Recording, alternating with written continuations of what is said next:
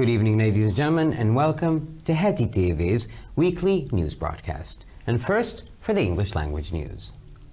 The Hungarian governing Fidesz party deems it both unacceptable and outrageous that the American Foreign Administration decided to comment on a Hungarian verdict, specifically one from a court of first instance, said Gergely Gulyás, vice president of the government's leading party.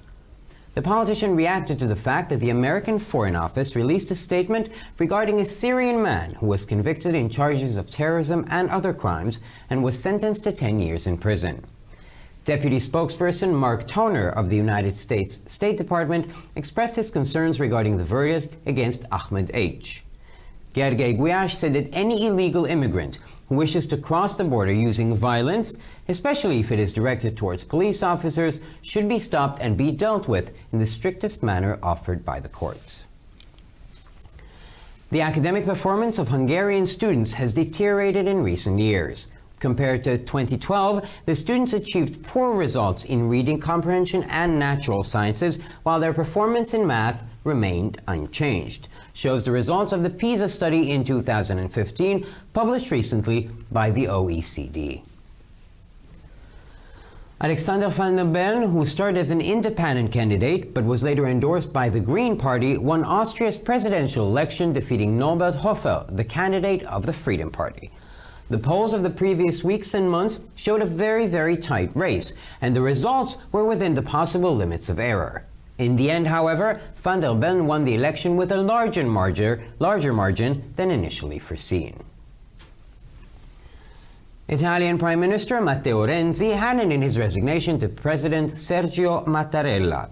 The Prime Minister announced that he will step down immediately after the failure of the constitutional referendum held on the weekend. However, he was asked to stay in his position by the President until the Parliament accepted next year's budget. The budget itself was approved by the Italian House this Wednesday. Sergio Mattarella asked Matteo Renzi to lead the cabinet until a new government can be formed. According to the Israeli newspaper Haaretz, people in Italy did not actually vote on a government reform, but about whether they can continue to trust Matteo Renzi. With this decision, they actually evaluated the economic problems and issues, in particular, the failure of measures concerning unemployment.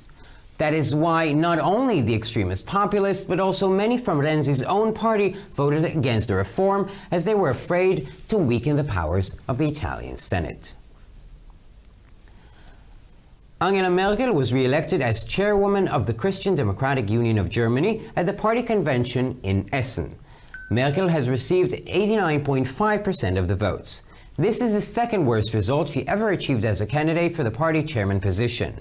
The chancellor said earlier that in 2017, the CDU will have to hold its own in the most difficult election campaign since the German reunification. The main objective is to prevent the Social Democratic Party from forming a coalition with the left and the Greens. The governing Christian Democratic Union decided to enforce stricter measures regarding the refugee crisis. This may increase the possibility of deportation and detention and may lead to a decrease in the allowances of rejected asylum seekers. The Congress itself took a stand against the party leaders when the delegates decided that cases of dual citizenship must have an obligation of choice, meaning the children of immigrants from non-EU countries and Switzerland born in Germany must choose between German and their parents' citizenship.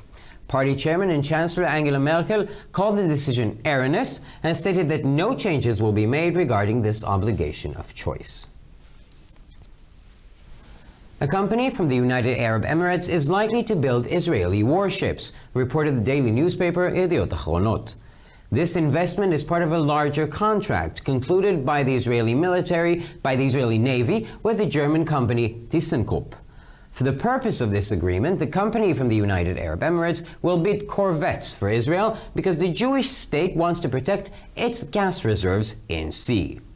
The two companies, Abu Dhabi Ma and ThyssenKrupp, have started to discuss a possible cooperation back in 2009. The agreement was signed in 2010, but it was unexpectedly cancelled a year later. Previously, ThyssenKrupp sold its company, where ships for non-military use were manufactured, to the company from the UAE. Later on, this company changed its profile and began to build military ships.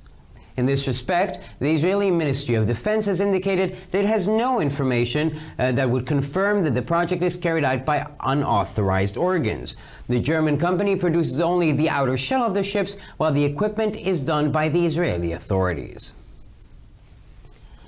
The American Senate unanimously voted to extend the Iran Sanctions Act for 10 years. The act was first enacted in 1996 and needs to be renewed or extended every 10 years. The act was set to expire in December, and the House of Representatives voted for its renewal back in November.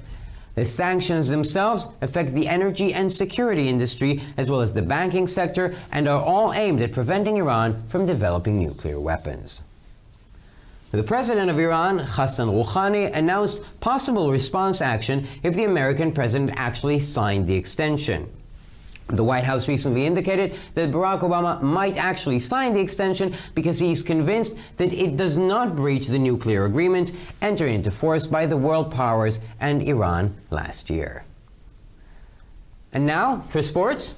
The International Court of Arbitration for Sport has dismissed the appeal of former FIFA president Joseph Blatter, so that his 6-year suspension is maintained. According to the decision, Joseph Blatter is not allowed to carry out any football-related activities. Blatter was banned by the FIFA Ethics Commission for 8 years previously because of incompatibility and mismanagement, as in February of 2011 he allegedly paid 2 million Swiss francs to Michel Platini, the then president of the European Football Association. Both men have denied the charges. According to the Spanish sports newspaper Mundo Deportivo, it might have already been decided who will actually receive the Golden Ball, the prize for the best footballer of the year in 2016, reported The Independent. According to the Mundo, the Portuguese footballer Cristiano Ronaldo will receive the prize again after winning in 2014.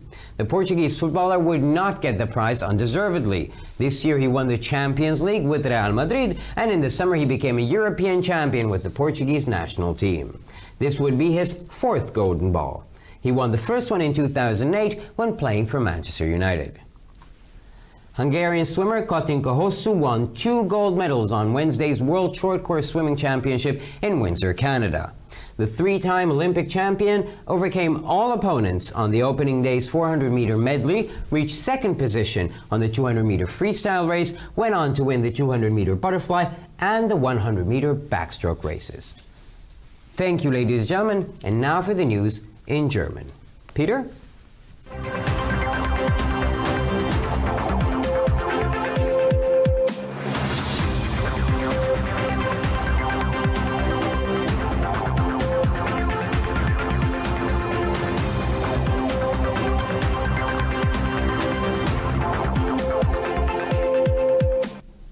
Schönen guten Abend, liebe Zuschauer. Mein Name ist Peter Gadosch und es folgen die Nachrichten der Woche auf Deutsch. Die Fidesz findet es unannehmbar und schockierend, dass die amerikanische Auswärtige Administration ein ungarisches Gerichtsurteil kommentiert, insbesondere eins erster Instanz, das nicht rechtskräftig ist, sagte Gergely Gulyás, der Vizepräsident der größeren Regierungspartei. Der Politiker reagierte darauf, dass das amerikanische Außenministerium eine Verlautbarung bezüglich des in Ungarn wegen Terrorismus und anderen Delikten in erster Instanz zu 10 Jahren Freiheitsstrafe verurteilten Syrers kundgegeben hat. Die Verlautbarung, welche Mark Toner, der Vizesprecher des Außenministeriums, unterschrieb, formuliert Besorgnis bezüglich der Verurteilung von Ahmed H. Gergely Gulyás sagte, laut der Fidesz-Fraktion muss gegen jeden illegalen Einwanderer, der die Grenze mit Gewalt überschreiten will, insbesondere wenn er physische Gewalt gegen Polizisten anwendet, aufgetreten und ein exemplarisches Urteil gefällt werden. Die schulische Leistung der ungarischen Schüler hat sich in den vergangenen Jahren verschlechtert.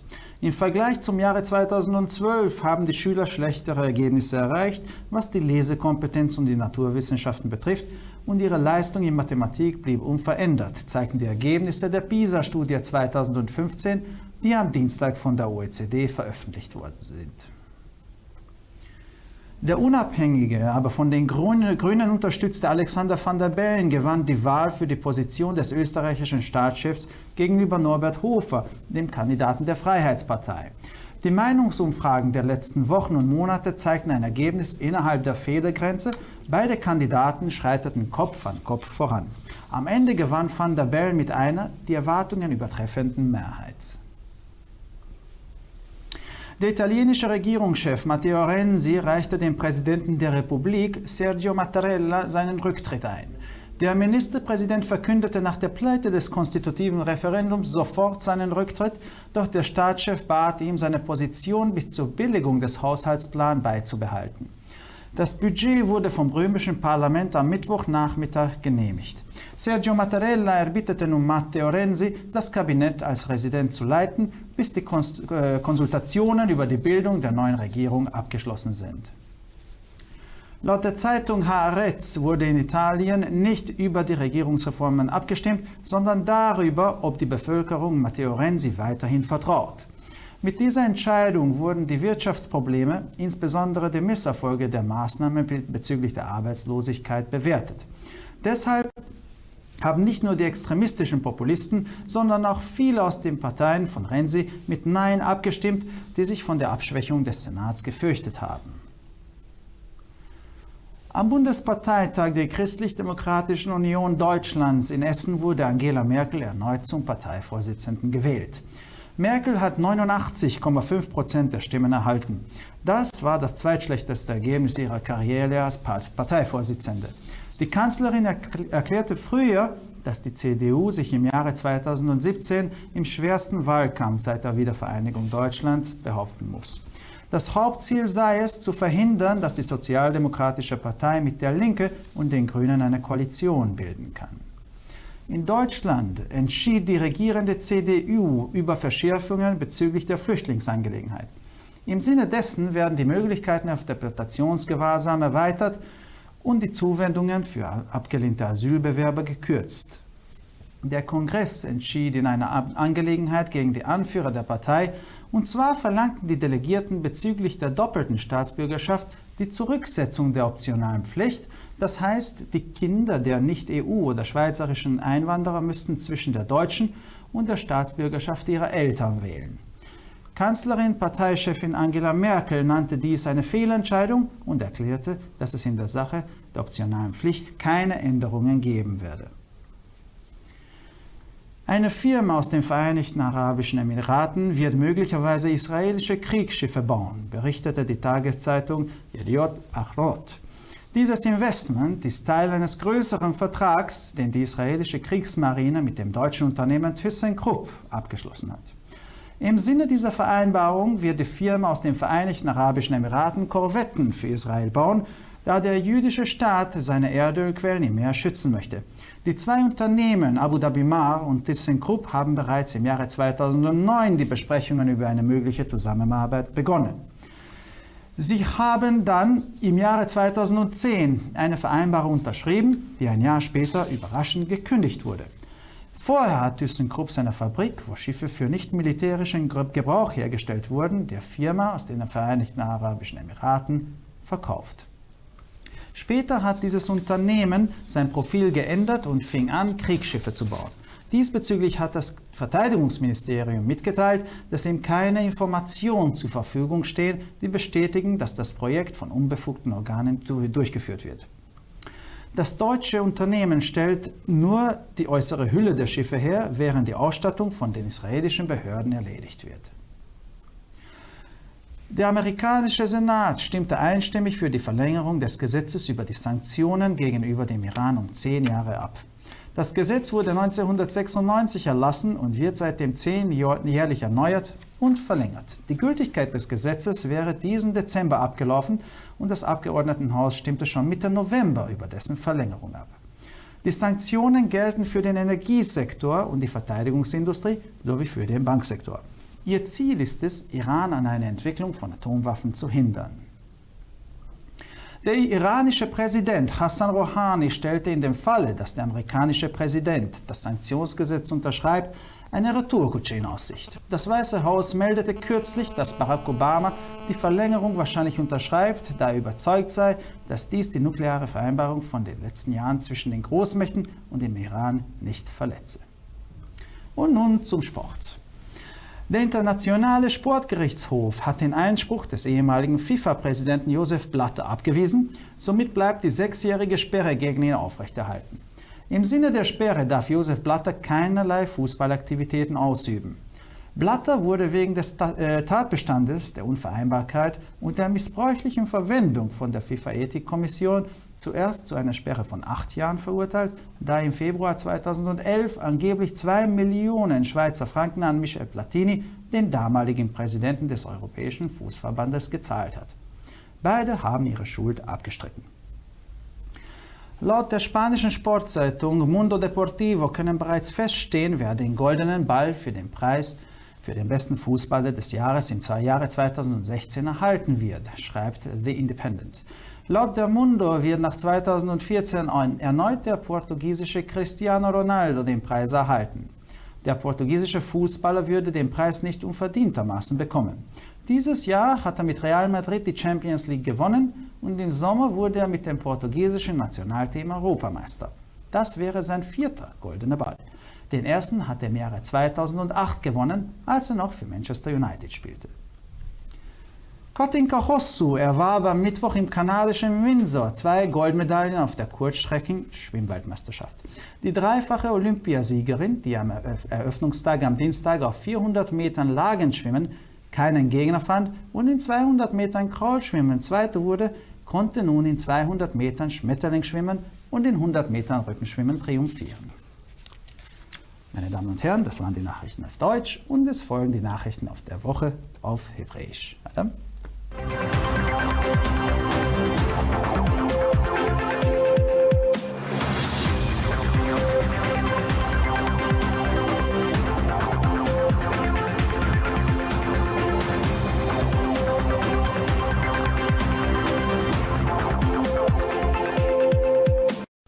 ערב טוב גבירותיי ורבותיי, וכעת לחדשות השבוע בעברית.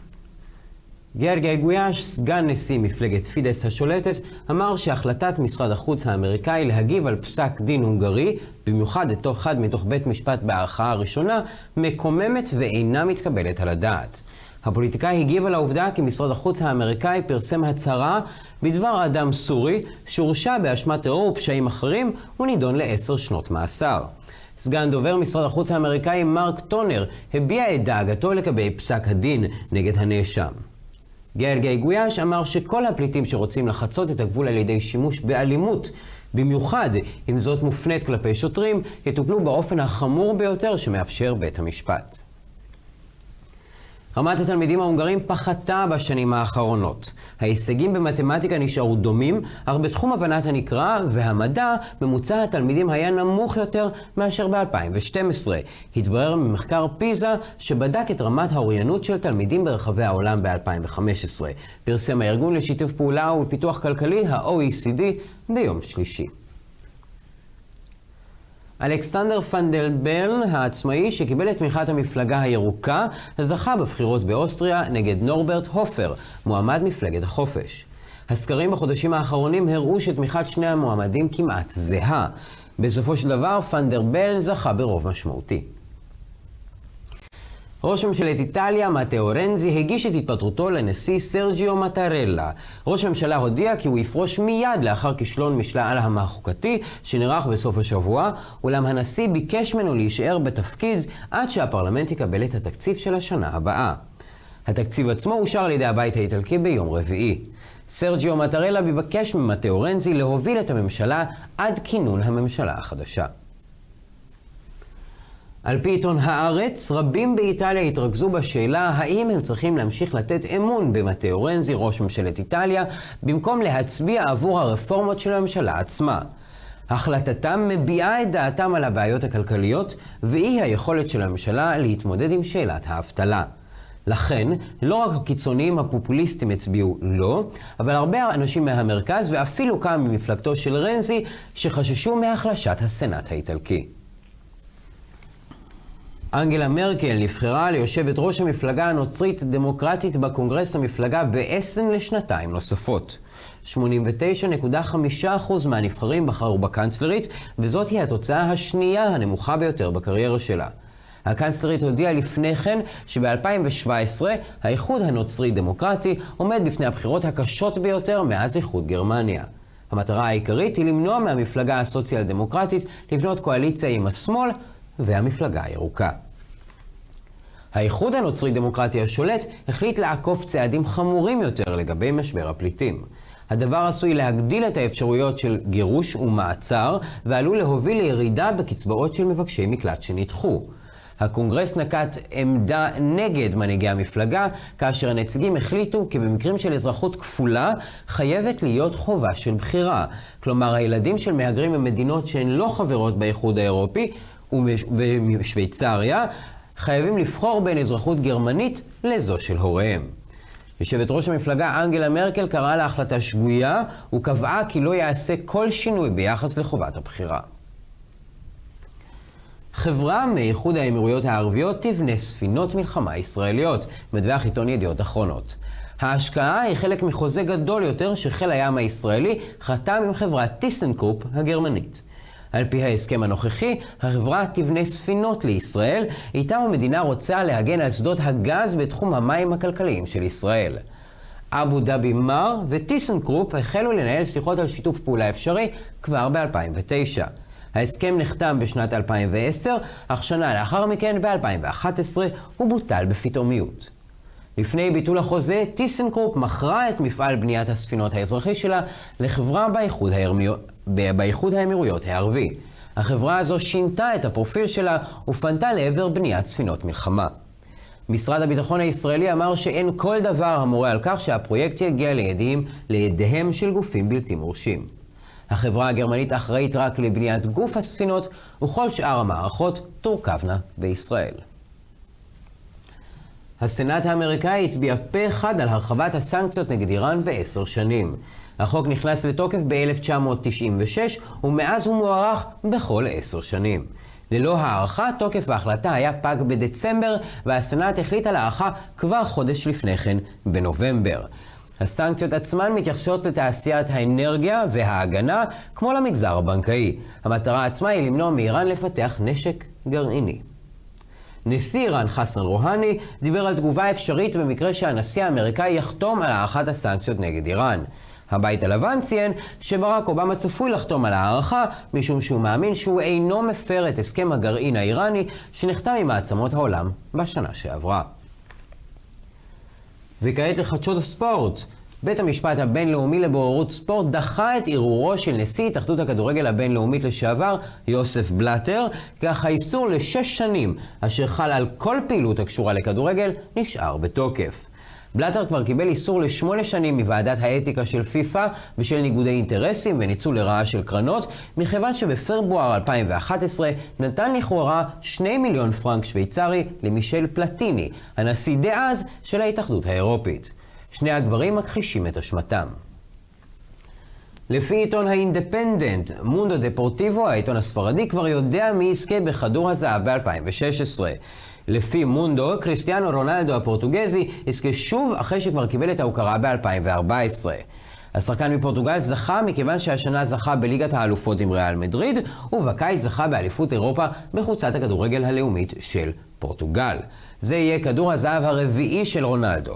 בפעם הראשונה הוא זכה ב-2008 כאשר שיחק בקבוצת מנצ'סטר יונייטד. תודה רבה, ושיהיה לכם ערב נעים.